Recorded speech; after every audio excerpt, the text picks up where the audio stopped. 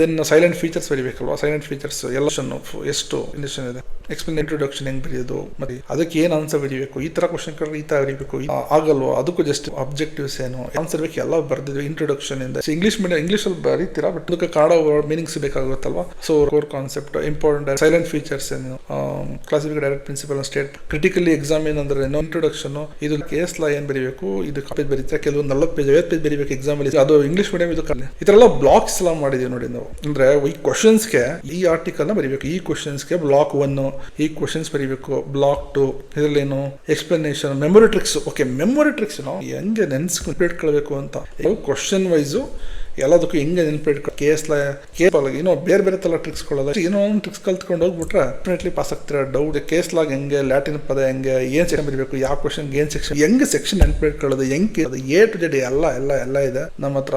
ನೀವು ಫೇಲ್ ಆಗಿ ತುಂಬ ವರ್ಷ ಪಾಸ್